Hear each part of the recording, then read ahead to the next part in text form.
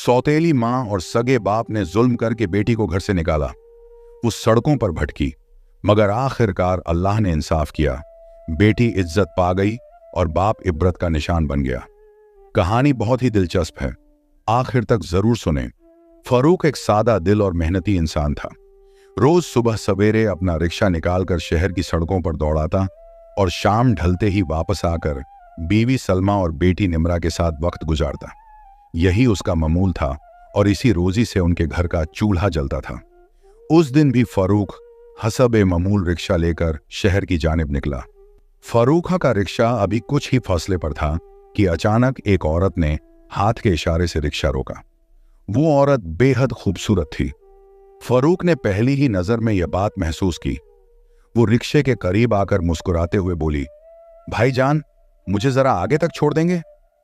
फारूक ने अपनी नजरें झुकाते हुए कहा, जी बीबी, बैठ जाइए। रिक्शा आगे बढ़ा और जल्द ही एक स्कूल के करीब जाकर रुका। औरत ने उतरते ही पर्स में हाथ डाला और हल्की सी शर्मिंदी मुस्कान के साथ बोली, अरे, लगता है मैं तो पैसे घर पर ही भूल आई हूं। फारूक के दिल में एक लम्हे के लिए अजीब सा इस्तिराब सा जागा। उसने नजरें झुकाकर कहा, ठीक है बीबी, कोई बात नहीं। वो औरत तुरंत बोली, अगर बुरा न माने तो अपना नंबर दे दीजिए।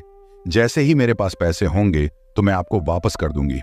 फारूक का कुछ लम्हे हिचकिचाया। दिल में सवाल उठा कि नंबर देना मुनासिब है या नहीं, मगर फिर जाने क्यों उसके हाथ ने जेब से कागज निकाला और नंबर लिखकर औरत को दे दिया। वो औरत शुक्रिया कहकर मुस्कुराती हुई वहां से चली गई। फारूकन की नजरें बार बार उसके पीछे जाती रही, जैसे कोई अजनबी कशिश उसे अपनी तरफ खींच रही हो। फारूक शाम को जब घर लौटा तो निमरा भागती हुई आकर उसकी गोदी में चढ़ गई। बाबा, बाबा, वह खुशी से चहक रही थी। फारूक के सारे दिन की थकान लम्हों में उतर गई। उसने बेटी को गले लगाया और माथे पर चूम लिया। सलमा ने किचन से आवाज दी, खाना तैयार है, आ जाओ। सलमा सादा मिजाज मगर बेपनाह खूबसूरत औरत थी, एक नेक बीवी जो हर वक्त अपने पति और बेटी के लिए फिक्रमंद रहती थी। फारूक के लिए उसका वजूद ही सुकून था, मगर उस रात फारूक के दिल में जैसे कुछ हलचल सी होने लगी थी। उसके ख्यालात बार बार एक ही चेहरे की तरफ भटक रहे थे, वही औरत जिसकी मुस्कान जैसे दिल पर नक्श हो गई थी। अगला दिन आया तो फारूक के दिल में एक अजीब सी बेचैनी थी, जैसे वह किसी अजनबी इंतजार में था। दोपहर के वक्त अचानक मोबाइल फोन बज उठा। स्क्रीन पर अजनबी नंबर देखकर फारूक के दिल की धड़कन तेज हो गई। उसने कान से लगाया तो दूसरी तरफ वही नरम मतरनम आवाज थी, अस्सलामु अलैकुम फारूक साहब, याद है ना, मैं वही हूं, कल वाली। फारूक का दिल धड़कने लगा। उसने संक्षिप्त सा जवाब दिया, जी जी बीबी। वह औरत बोली, अगर बुरा ना माने तो जरा रिक्शा उसी जगह ले आइए जहां कल मुझे उतारा था। फारूक ने रिक्शा मोड़ा और उसी जगह पर जा पहुंचा। वहां वही औरत खड़ी थी, जैसे पहले से ही उसका इंतजार कर रही हो। वह आगे बढ़ी और प्यार भरी मुस्कान के साथ बोली, मैं आपका शुक्रगुजार हूं जो आपने कल मुझ पर यह एहसान किया। उसने पर्स से कुछ नोट निकाले और फारूक की तरफ बढ़ा दिए।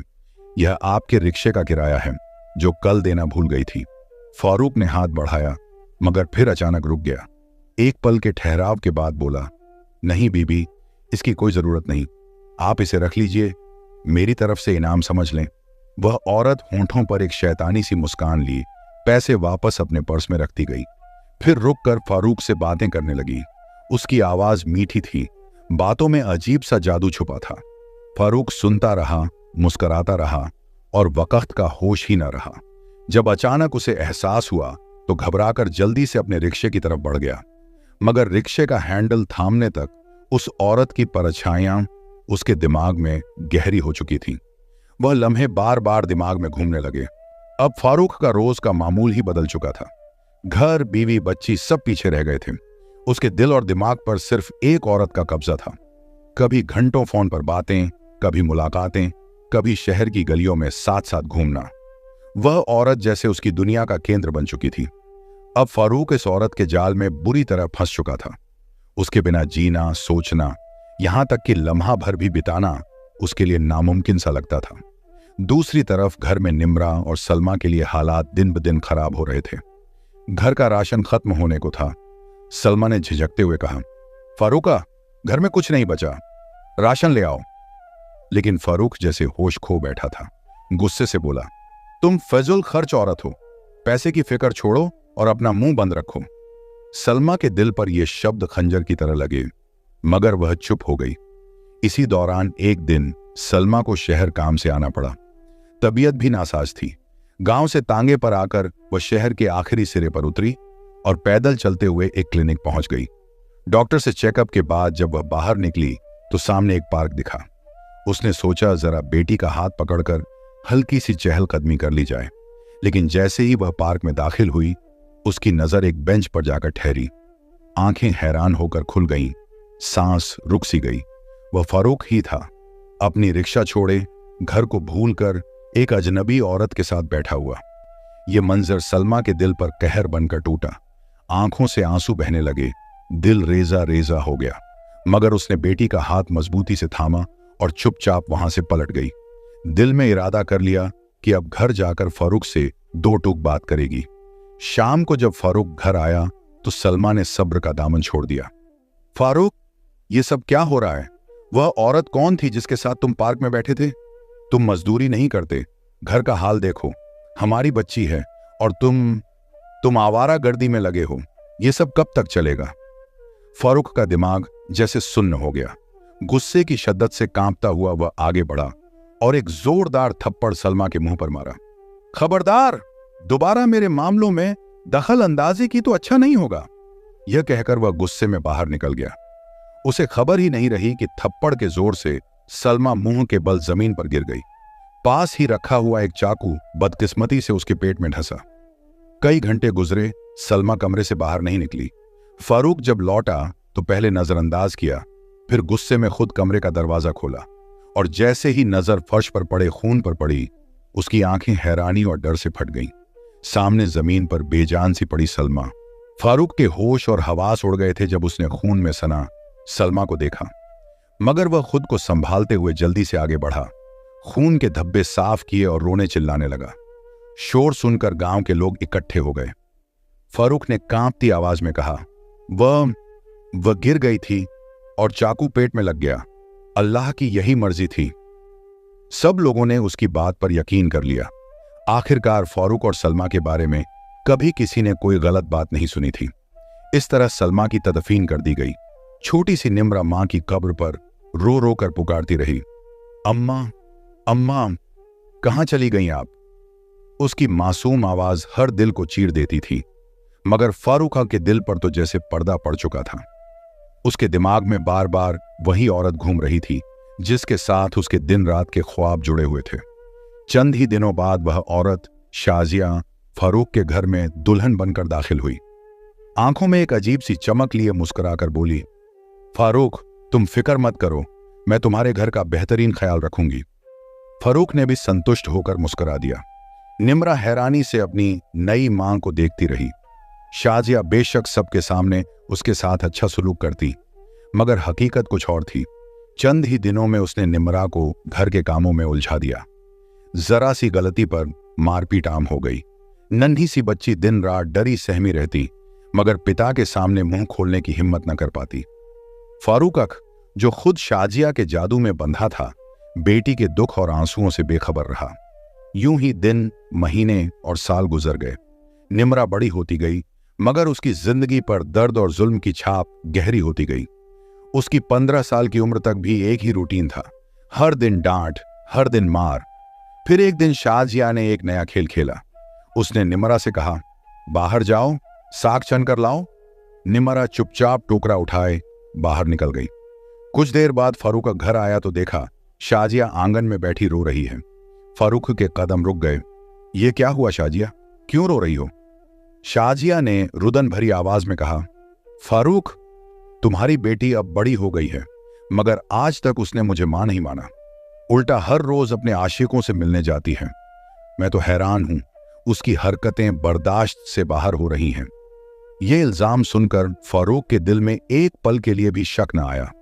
जिस बेटी को उसने कभी प्यार से नहीं देखा था, जिसे कभी गले न लगाया था, उसकी मासूमियत पर यकीन करने की बजाय उसने अंधा यकीन शाजिया की बात पर कर लिया।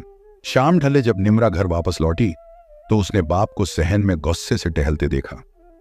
वह कुछ बोल भी ना पाई थी कि फारूक ने लपक कर एक जोरदार थप्पड़ उसके चेहरे पर दे मारा। निम्रा की आंखों से आंसू बह निकले। उसने बेबसी से बाप को देखा। फारूक का गुस्सा जैसे आसमान को छू रहा था। वह निम्रा पर चीखा, खामोश हो जाओ, जबान चला रही हो मेरे आगे, जिंदा नहीं छोड़ूंगा तुम्हें। आज के बाद अगर घर से बाहर कदम भी रखा तो याद रखना अंजाम बुरा होगा। निम्रा के आंसू टूटे मोतियों की तरह उसके रुखसार पर बहने लगे। बाप के मुंह से ऐसे अल्फाज सुनना उसके लिए किसी अजाब से कम न था। उसने दिल ही दिल में सोचा, काश बाबा ने कभी मुझे मां की तरह प्यार से गले लगाया होता। मगर फारूक ने हमेशा शाजिया की बातों पर ही यकीन किया। अपनी बेटी को तो जैसे कभी जाना ही नहीं। फारूक काम पर जा चुका था। घर में अकेली शाजिया अपनी असल शक्ल में सामने आ गई। उसने हाथ में डंडा उठाया और निम्रा को बेरहमी से पीटने लगी। तू मेरी बात नहीं मानेगी, तू मुझे मां नहीं मानेगी। निम्रा की चीखें सहन में गूंजती रहीं, मगर सुनने वाला कोई न था। अगर अभी इसी वक्त यह घर नहीं छोड़ा तो कसम है मुझे, मैं तुम्हें जिंदा जला दूंगी। निम्रा का दिल हलक में आ गया। खौफ ने उसके वजूद को जकड़ लिया, मगर शाजिया ने उसके हाथ पकड़कर जोर से झटका दिया। भाग जाओ यहां से, और अगर दोबारा कभी वापस आई या अपने बाप को कुछ बताया तो याद रखना तुम्हारी लाश भी पहचानी न जाएगी। निम्रा का जिस्म कांप रहा था। उसकी आंखों में वहशत थी। जैसे ही शाजिया ने हाथ छोड़े, निम्रा नंगे पैर दौड़ पड़ी। आंखों में आंसू, दिल में खौफ और लबों पर बस एक ही नाम, अम्मा। वह गांव की गलियों से निकलती गई। आखिरकार वह एक सुनसान सड़क पर आ पहुंची। सड़क शहर की जानिब जाती थी और निम्रा कदम ब कदम उसी तरफ चल पड़ी। न उसे मंजिल का इल्म था, न मुस्तकबिल का। बस इतना यकीन था कि जिस घर में उसने होश संभाला था वहां अब उसके लिए कोई जगह नहीं बची। मां के गुजर जाने के बाद उसे सुकून का लम्हा नसीब न हुआ था। हर रात वह तकिए से मुंह छुपाकर मां को पुकारती थी, और आज तो जैसे किस्मत ने उसे घर ही से बेदखल कर दिया। निम्रा नंगे पैर चलती चलती आखिरकार एक मसरूफ शहर की सड़क पर आ निकली। शोर, गाड़ियों के हॉर्न, दौड़ते भागते लोग और बिजली की रोशनियों से जगमगाता माहौल, सब कुछ उसके लिए नया और अजनबी था। उसकी नजरें सड़क के किनारे एक भिखारन पर जाकर ठहरी। वह औरत हाथ में प्याला लिए हर राह चलते के आगे बढ़ा रही थी, मगर कोई उस पर नजर डालने को तैयार न था। यह मंजर देखकर निम्रा के दिल में एक अजीब सी उदासी दौड़ गई। उसने इर्द गिर्द देखा, मगर सब लोग अपने अपने कामों में मसरूफ थे। कोई किसी की परवाह नहीं करता था। वह धीरे धीरे उस भिखारन के पास गई और सहमी हुई आवाज में बोली, मां जी, क्या इस शहर में मुझे कोई मजदूरी मिल सकती है? भिखारन ने उसे ऊपर से नीचे तक देखा, फिर कड़वी हकीकत के लहजे में बोली, ए लड़की, यहां बिना मतलब के कोई मजदूरी नहीं देता। अगर कुछ कमाना चाहती है तो मेरे साथ भिख मांगना शुरू कर दे। यह सुनकर निम्रा का दिल मजीद बोझल हो गया, मगर जिंदा रहने की मजबूरी इंसान से सब कुछ करवाती है। अगले ही लम्हे वह भी एक कटोरा हाथ में लिए भिखारन के साथ सड़क पर खड़ी थी। सिग्नल पर रुकती गाड़ियों के करीब जाकर हाथ फैलाना उसके लिए अजनबी था, मगर भूख की शिद्दत ने शर्म को पीछे छोड़ दिया। दिन ढलते तक निम्रा के कटोरे में इतने सिक्के जमा हो गए कि वह एक वक्त का खाना खरीद सके। उसके चेहरे पर थकी हुई सी मुस्कुराहट उभरी। पास ही खड़ी एक रेहड़ी से उसने बिरयानी खरीदी और सड़क के किनारे आकर बैठ गई। भूख ऐसी थी कि चंद लुकमे ही लम्हों में खत्म हो गए। प्लेट खाली हो चुकी थी, मगर दिल में उसने सर झुकाकर अल्लाह का शुक्र अदा किया। रात गहरी हो रही थी। निम्रा दूसरे भिखारनों के साथ ही सड़क के किनारे लेट गई। ठंडी जमीन उसका बिस्तर और आसमान उसकी चादर था। आंखों से आंसू निकले, मगर वह थकन और भूख के बोझ तले जल्द ही नींद की गहरी वादियों में खो गई। उधर गांव में फारूक का घर वापस आया। सहन में दाखिल हुआ तो मंजर देखकर ठिठक गया। शाजिया पागलों की तरह बाल बिखराए जमीन पर बैठी जोर जोर से रो रही थी। फारूक परेशान होकर बोला, क्या हुआ शाजिया, ये हालत क्यों है तुम्हारी? शाजिया ने आंसुओं में डूबी आवाज में कहा, फारूक, तुम्हारी बेटी निम्रा, वह भाग गई है किसी के साथ। यह खत छोड़कर गई है। फारूक के पैरों तले जमीन निकल गई। कांपते हाथों से खत पकड़ा और जैसे ही अल्फाज आंखों के सामने आए, उसके चेहरे का रंग सुर्ख पड़ गया। गुस्से से दांत पीसते हुए बोला, निम्रा, अगर मुझे कहीं भी मिली तो कसम खाता हूं जिंदा नहीं छोड़ूंगा उसे। यह कहकर वह तूफान की तरह दरवाजे से बाहर निकल गया। कदमों की धमक सहन से दूर होती गई। फारूक की पुश्त के पीछे शाजिया के चेहरे पर आंसुओं की जगह एक शैतानी मुस्कुराहट फैल गई। उसकी आंखों में चमक थी। निम्रा उसके रास्ते की रुकावट थी और आज वह रुकावट खुद ही दूर हो गई थी। वह तेजी से अंदर कमरे में गई, अलमारी का दराज खोला। अंदर फारूक की पहली बीवी सलमा के कुछ जेवरात रखे हुए थे, साथ ही वह पैसे जो शाजिया ने बहाने बहाने से फारूक से इकट्ठे कर लिए थे। फिर दूसरे दराज की तरफ बढ़ी। जैसे ही उसने दराज खोला, आंखें लालच से जगमगा उठी। अंदर नोटों की गड्डियां रखी थी, वही पैसे जो फारूक ने पिछले साल जमीन बेचकर एहतियातन रखे थे ताकि किसी मुसीबत में काम आए। जमीन भी वही थी जो फारूक के बाप ने उसके लिए छोड़ी थी। शाजिया के होंठों पर और भी गहरी मुस्कुराहट आ गई। उसके दिमाग में नए मंसूबे पलने लगे। लम्हों में उसने दराज बंद कर दिया और मसनूई दुख के नकाब के साथ बाहर सहन में आकर बैठ गई। अब गांव की कुछ औरतें उसके घर आई थीं। वह अफसोस जता रही थीं कि बेटी भाग गई। शाजिया ने रोते रोते सर हिलाया और आहें भरने लगी। हमदर्दी के उन लफ्जों को वह अंदर ही अंदर मजे से समेट रही थी, जैसे यह भी उसके खेल का हिस्सा हो। वक्त अपनी रफ्तार से आगे बढ़ता रहा। फारूक दिन रात मारा मारा गलियों और देहातों में फिरता रहा। उसके दिल में बेटी के लिए मोहब्बत नहीं बल्कि आग भरी हुई थी। जहां निम्रा का नाम आता, उसकी आंखें खून उगलने लगती। वह निम्रा को ढूंढकर कत्ल करने के ख्वाब देख रहा था और शाजिया फारूक की आंखों पर अंधा एतबार जमाए बैठी थी। वह हर दिन अपनी मक्कारी में कामयाब होती जा रही थी। उधर निम्रा बेसहारा सड़कों पर दिन गुजारते हुए भिख मांगती, जो मिलता खाती और फिर फुटपाथ पर ही सो जाती। मां के बाद उसे सुकून का लम्हा मयस्सर ही न आया। एक दिन दोपहर के वक्त वह सड़क किनारे बैठी गहरी सोचों में गर्क थी। आंखों में दुख के साए थे। अचानक एक गाड़ी आकर करीब रुकी। गाड़ी से एक उम्र रसीदा शख्स उतरा। उम्र 50 से 60 बरस के दरमियान लगती थी, मगर लिबास और अंदाज से अमीर मालूम होता था। वह गाड़ी के पास पहुंचा ही था कि अचानक उसकी जेब से बटुआ फिसलकर जमीन पर गिर गया। निम्रा ने यह मंजर फौरन देखा। झट से उठी और दौड़कर बटुआ उठाया। फिर आवाज दी, बात सुने अंकल, आपका पर्स गिर गया था। वह शख्स चौंक कर पलटा। सामने एक 17 से 18 साल की लड़की खड़ी थी। लिबास बोसीदा, चेहरे पर थकन, मगर आंखों में मासूमियत की झलक। उसने आगे बढ़कर बटुआ उसे पकड़ा दिया और धीरे से कहा, यह लीजिए, इसमें पैसे होंगे, अमानत आपकी थी। आदमी ने पर्स लिया। आंखों में नरमी उतर आई। बोला, बेटी बहुत शुक्रिया। इसमें सिर्फ पैसे ही नहीं बल्कि कुछ कीमती कागजात भी थे। अगर यह खो जाता तो मैं बड़ी मुश्किल में पड़ जाता।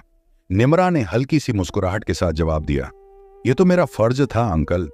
आदमी चंद लम्हे उसे देखता रहा, फिर नरम लहजे में पूछा, तुम कौन हो बेटी, यहां क्या कर रही हो? निम्रा के लब कपकपा गए। बमुश्किल बोली, मेरा कोई नहीं है, मैं यतीम हूं। सड़कों पर भीख मांगकर अपना गुजारा करती हूं। कोई मुझे काम पर रखने के लिए तैयार नहीं होता। आदमी ने कुछ लम्हे सोचा, फिर धीरे से बोला, अगर तुम चाहो तो मेरे साथ चलो। मेरा बहुत बड़ा घर है, तुम वहां मुलाजमत कर सकती हो।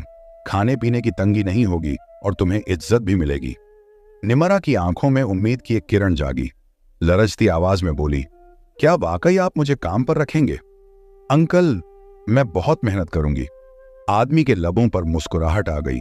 उसने सर हिलाया और कहा, हां बेटी, आओ मेरे साथ। यूं वह निम्रा को गाड़ी में बिठाकर अपने वसीया अरीज बंगले की तरफ रवाना हो गया। निम्रा की किस्मत एक नए मोड़ पर पहुंच गई थी। वह शख्स निम्रा को अपने साथ उस आलीशान हवेली नुमा बंगले में ले आया। निम्रा की आंखों ने शायद जिंदगी में पहली बार इतनी शानदार जगह देखी थी। बंगले के अंदर एक बवकार औरत खड़ी थी, उम्र तकरीबन 50 बरस के करीब। उसने शौहर से पूछा, यह लड़की कौन है? वह शख्स मुस्कुराकर बोला, यह मुझे सड़क पर मिली थी। इसकी जिंदगी बड़ी तकलीफ देह है। इसे काम की जरूरत थी तो मैं इसे घर ले आया हूं। इसे मुलाजमत दे दो। औरत ने शफकत भरी निगाहों से निम्रा को देखा और कहा, बेटी अंदर आओ, ये तुम्हारा भी घर है। निम्रा के दिल में पहली बार सुकून उतरा। उसे रहने के लिए एक साफ सुथरा कमरा दिया गया, पहनने के लिए नए कपड़े और खाने को अच्छी गनीजा। वह दिन रात दिल लगाकर काम करती और बार बार अल्लाह का शुक्र अदा करती। मगर जब कभी मां की याद सताती तो दिल जैसे बिखर जाता। एक दिन वह कमरे में अकेली बैठी फूट फूट कर रो रही थी। आंसू गालों से बह बहकर गोद में गिर रहे थे। अचानक दरवाजा खुला। बंगले की मालकिन अंदर आई। उसने निमरा को रोते देखा तो नरम लहजे में पूछा, बेटी क्यों रो रही हो? निमरा से जब्त न हुआ। रोते रोते उसने अपनी पूरी दास्तान कह डाली। मां की मौत, सौतेली मां का जुल्म, बाप का गुस्सा और फिर सड़कों पर भटकती जिंदगी। मालकिन के दिल पर यह सब सुनकर चोट लगी। उसने आगे बढ़कर निमरा के सर पर हाथ रखा और कहा, फिक्र न करो बेटी, तुम्हें किसी चीज की कमी नहीं होने दूंगी। निमरा के दिल पर जैसे मरहम रख दिया गया। यूं ही वक्त गुजरता गया। एक दिन हवेली में खुशियों का समा था। बंगले के मालिक का अकलौता बेटा शहरोज बरसों बाद बैरून मुल्क से अपनी तालीम मुकम्मल करके वापस आ रहा था। हर तरफ तैयारी थी। रोशनियों और कहकहों से फजा गूंज रही थी। जब वह हवेली में दाखिल हुआ तो सब ने उसे गले लगाया, मगर उसकी नजर पहली बार निमरा पर जा टिकी। सादा लिबास, मासूम चेहरा और झुकी झुकी नजरें, मगर उसकी मासूमियत और सच्चाई ने शहरोज के दिल को छू लिया। बाद में जब उसे निमरा के माजी के बारे में पता चला तो उसका दिल भी दुख से भर गया। वो बार बार सोचता कि एक इतनी नेक और मासूम लड़की ने आखिर इतना दर्द क्यों सहा। शहरोज और निमरा की मोहब्बत एक पाकीज़ा रिश्ता बनकर परवान चढ़ी। शहरोज को खुद भी खबर न हुई कि वह कब निमरा की मुस्कुराहट और मासूमियत में गिरफ्तार हो गया। एक रोज उसने वालिदैन के सामने दिल की बात रख दी। वालिदैन पहले तो हैरान रह गए, लेकिन वह तंग नजर लोग न थे। उनके नजदीक बेटे की खुशी सबसे ज्यादा अजीज थी।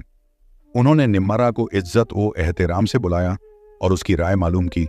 निमरा का दिल खौफ और हैरत में लरज रहा था। कहां वह झोंपड़ियों में पलने वाली मजलूम लड़की और कहां एक शहजादा सा नौजवान उसका हाथ मांग रहा था। मगर नसीब तो अल्लाह लिखता है। यूं दोनों का निकाह हुआ। हवेली में शानदार दावत रखी गई। रोशनियां, हंसी खुशी और मुबारकबादों का शोर। निमरा अपनी किस्मत पर यकीन नहीं कर पा रही थी। आज वह इस हवेली की मालकिन थी। वह बार बार दिल ही दिल में शुक्र अदा करती, या अल्लाह, ये सब तेरा करम है। उधर दूसरी तरफ शाजिया जैसे मौके की तलाश में थी। एक दिन जब फारूक काम के लिए निकला तो शाजिया ने फौरन किसी को फोन किया। चेहरे पर शैतानी मुस्कुराहट थी। आ जाओ, सब कुछ तैयार है। कुछ देर बाद एक अजनबी शख्स घर में दाखिल हुआ। दोनों ने मिलकर तेजी से सामान समेटा। अलमारियों से जेवरात, नोटों की गड्डियां, वह जमीन के पैसे जो फारूक ने जमा कर रखे थे, सब बोरियों में भर लिए। शाजिया अब अपने असली रंग में थी। उसने न कोई खौफ दिखाया न शर्म। वह अपने आशिक के साथ सब कुछ लेकर रफू चक्कर हो गई। शाम को जब फारूक का घर आया तो शाजिया कहीं नजर न आई। हैरानी और बेचैनी में वह कमरे में दौड़ा। अलमारी खोली तो अंदर खाली थी। जेवरात, पैसे सब गायब। वह जैसे पत्थर का मूरत बन गया। उसी लम्हे उसकी नजर मेज पर पड़े एक खत पर पड़ी। कांपते हाथों से खत उठाया और पढ़ना शुरू किया। फारूक, मैं अपने आशिक के साथ जा रही हूं। मैंने तुमसे शादी सिर्फ पैसों के लिए की थी। जमीन के जो पैसे थे वो अब मेरे लिए काफी हैं। ये घर, ये रिश्ता, सब एक ड्रामा था। और हां, तुम्हारी बेटी को भी इसी घर से मैंने निकाला था। अब चाहो तो ढूंढ लेना, मुझे रोकने वाला कोई नहीं। खत पढ़ते ही फारूक के कदम लड़खड़ा गए। उसके जहन में एक तूफान बरपा हो गया। क्या ये सब सच है? उसे याद आया कि इसी औरत की खातिर उसने अपनी नेक बीवी सलमा को खो दिया, उसे धोखे में मार डाला, बेटी निमरा को जालिम हाथों के सुपुर्द कर दिया। सारी जिंदगी उसे अपना प्यार न दे सका, और जिस औरत के लिए ये सब कुछ किया वही आज उसका सब कुछ लूटकर भाग गई थी। फारूक जमीन पर गिर पड़ा। सीना कोबी करते हुए फूट फूट कर रोने लगा। आंखों से बहते आंसू जमीन को तर कर रहे थे। दिल के दर्द ने अचानक शिद्दत इख्तियार की और फिर एक भारी झटका उसके जिस्म पर गिरा। फालिज का दौरा पड़ गया। चंद लम्हों में ही उसकी एक टांग हमेशा के लिए माजूर हो गई। अब वो कमरे में पड़ा सिर्फ अपनी जिंदगी के फैसलों पर कफे अफसोस मल रहा था। कुछ दिन तो गांव वालों ने फारूक का सहारा दिया, मगर फिर हर कोई अपनी अपनी जिंदगी में मसरूफ हो गया। अब फारूक अपनी टूटी जिंदगी और माजूर टांग के साथ तन्हा रह गया। वो एक पुरानी व्हील चेयर पर अपने आप को घसीट घसीट कर शहर की सड़कों पर निकल आया। जहां कल तक वो रिक्शा दौड़ाता था, आज वही फारूक हर सिग्नल पर रुकने वाली गाड़ियों के सामने हाथ फैला रहा था। लोग तरस खाकर कुछ सिक्के या नोट उसके कटोरे में डाल देते और वो इन जिल्लत भरे लम्हों में अपनी जिंदगी को घसीट रहा था। एक रोज सिग्नल पर एक चमचमाती शानदार गाड़ी आकर रुकी। फारूक अपनी व्हील चेयर धकेलता हुआ आगे बढ़ा। लरजती आवाज में कहा, बेटे कुछ पैसे दे दो। गाड़ी में बैठे एक नौजवान ने तरस खाकर चंद नोट निकाले और फारूक के कटोरे में डाल दिए। फारूक ने शुक्र अदा करने को सर उठाया, मगर अगले ही लम्हे उसकी नजर गाड़ी के अंदर बैठी एक लड़की पर पड़ी। वो लड़की सादा सा मगर कीमती लिबास पहने हाथ में मोबाइल लिए मसरूफ सी बैठी थी। फारूका की सांस जैसे रुक गई। आंखों से बहते आंसुओं के साथ लरजती आवाज में निकला, निम्रा, मेरी बेटी। निम्रा ने यह आवाज सुनी तो चौंक कर सर उठाया। निगाहें सामने गईं तो उसने देखा उसका बाप टूटी हुई व्हील चेयर पर बैठा, चेहरे पर मिट्टी और आंखों में पछतावे के साए, हाथ में कटोरा लिए भीख मांग रहा था। वो लम्हा निम्रा के लिए ख्वाब और हकीकत के बीच फंस गया। आंखों के सामने एक शख्स जो कभी उसका बाप था, आज यूं जलील ख्वार हालत में था। मगर सिग्नल सब्ज हो गया। गाड़ी आगे बढ़ने लगी। निम्रा शीशे के पार पीछे देखती रह गई। आंखों में आंसू तैरने लगे। घर पहुंचते ही वो फूट फूट कर रो दी। शहरोज ने परेशानी से पूछा, निम्रा क्या हुआ? निम्रा ने हिचकियों में सारी बात कह दी। शहरोज ने उसका हाथ थाम कर कहा, वो जैसा भी था निम्रा, वो तुम्हारा बाप है, हमें उसके पास जाना चाहिए। निम्रा ने रोते हुए सर हिलाया, नहीं शहरोज, मैं नहीं जाऊंगी। उसने हमें कभी अपनाया नहीं, मेरी मां को मुंह से छीन लिया, मुझे सोटली मां के जुल्म के हवाले किया। आज अगर वो इस हाल में है तो ये सब उसके अपने फैसलों का नतीजा है। उधर दूसरी तरफ फारूक चीखता, रोता हुआ सड़क पर बैठा गाड़ी को जाता देख रहा था। आंखों में पछतावे का समंदर था। काश काश मैं उस औरत के जाल में ना आता, काश अपनी बीवी सलमा को न खोता, काश अपनी बेटी निम्रा से मुंह न मोड़ता, तो आज इस हाल में ना होता। उसी लम्हे एक तेज रफ्तार ट्रक बेकाबू होकर आया। लम्हों में फारूका की व्हील चेयर को टक्कर मार दी। उसका जिस्म फजा में उछला और सड़क पर बेदम होकर गिर गया। खून चारों तरफ फैल गया। लोग जमा हुए मगर कोई हाथ लगाने को तैयार न था। हर कोई पुलिस केस से डर रहा था। चंद मिनट में ही फारूक की सांसें हमेशा के लिए रुक चुकी थीं। सड़क पर पड़ा वो बदन गोया गवाही दे रहा था कि गुनाह और गफलत का अंजाम सिर्फ जिल्लत और मौत है। दूसरी तरफ शहरोज के बार बार समझाने पर बालाखिर निम्रा ने हौसला किया और उस मकाम पर वापस आई। लेकिन जब दोनों वहां पहुंचे तो मंजर दिल दहला देने वाला था। फारूक सड़क पर बेजान पड़ा था। उसकी आखिरी सांसें कब की निकल चुकी थीं। अर्द गिर्द लोगों का हुजूम लगा था। कोई देख रहा था, कोई सरगोशियां कर रहा था। निम्रा का दिल जैसे चीर गया। आंखों से बेइख्तियार आंसू बहने लगे। लरजती हुई आवाज में बस इतना कह सकी, अब्बू। जैसा भी था, गलतियों से भरा हुआ ही सही, मगर वो उसका बाप था और बाप की मौत का सदमा दिल को तोड़ देने वाला होता है। वही कफन दफन का बंदोबस्त किया और करीब ही एक कब्रिस्तान में फारूकन को दफन कर दिया। निम्रा खामोशी से बाप की कब्र के सरहाने खड़ी दुआ के लिए हाथ उठाकर फूट फूट कर रोने लगी। उसके दिल ने गवाही दी, अल्लाह सबसे बड़ा इंसाफ करने वाला है। इंसान जितनी भी कोशिश कर ले, गुनाह और जुल्म का अंजाम बुरा ही निकलता है। निम्रा ने दिल ही दिल में शुक्र अदा किया कि अल्लाह ने उसे अंधेरों से निकालकर इज्जत और सुकून की जिंदगी दी। आसमान पर शाम की लाली फैल रही थी। कब्र के गिर्द खामोशी छाई हुई थी और वो लम्हा इस बात का ऐलान कर रहा था कि इंसान का असल सरमाया सिर्फ नेक अमाल है। अगर आपको कहानी अच्छी लगी हो तो चैनल को सब्सक्राइब करें और कमेंट्स में जरूर बताएं कहानी कैसी लगी।